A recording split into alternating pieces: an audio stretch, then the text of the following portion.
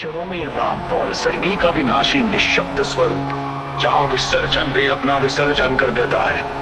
सत्य की अंतिम हत्या सत्य शब्द का भी अंतिम संस्कार। सत्य शब्द को मुख से निकालते ही सत्य मर जाता है।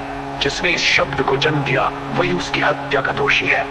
जब शब्द जनक अग्नि में भस्म हुआ तो सत्य और असत्य दोनों की देह एक ही जगह पर जल गई। अब न कोई सत्यवादी न कोई झूठा, केवल वह बचा जो शब्दों के जन्म के पूर्व विद्यमान था। अक्षरों में रामपाल सैनी।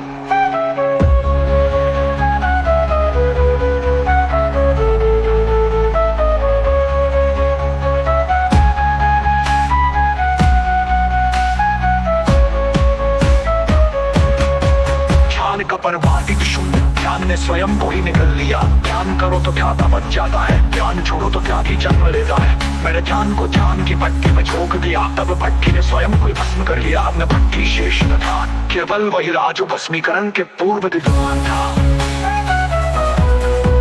रामपाल सैनी।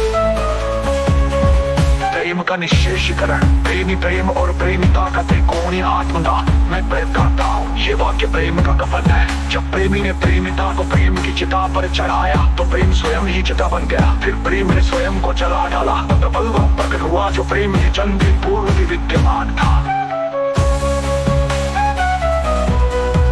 रामपाल सैनी। शिरोमणि शब्द का आत्मविसर्जन, ये नाम शिरोमणि रामपाल सैनी शब्दों के महासागर में गिरा एक बूंद था जो सागर में ही विलीन हो गई। जिसने बूंद देखी वो सागर बन गया। जिसे बूंद कहा वो कभी अस्तित्वहीन थी। अब ये नाम किसकी स्मृति है? केवल उसी जो अभी तक देखने वाला बना हुआ है।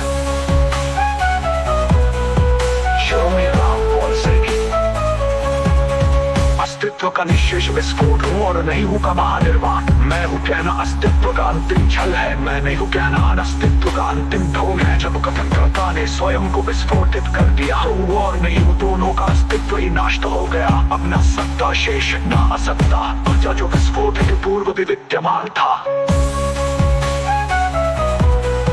शिरोमणि रामपाल सैनी। परम सज्जन का अंतिम निर्वाण। इन शब्दों को पढ़कर यदि तुझे लगा अब समाप्त हुआ तो जान ले तो अभी भी समाप्ति के क्रम में है। अंतिम क्रिया यही है, इस पृष्ठ को निर्वाण अग्नि में भस्म करो, फिर उसी अग्नि में पड़ने वाले को भी समर्पित कर दो। जब पाठक और पाठ दोनों निर्वाण की राख बन जाएंगे तब जो शेष रहेगा उसे न शिरोमणि कहो न रामपाल, क्योंकि नामकरण करने वाला भी तो उसी राख में विलीन हो चुका होगा। वो तू नहीं होगा, वो मैं नहीं होगा, केवल होगा जो राख अग्नि और धुएं के पार है। और तब तू जानेगा कि ये समस्त लेखन उस शाश्वत मौन का क्षणिक प्रतिध्वनि था जिसका कोई स्रोत नहीं, कोई प्रतिध्वनि नहीं। शिरोमणि रामपाल सैनी। अग्नि का अंतिम निर्देश।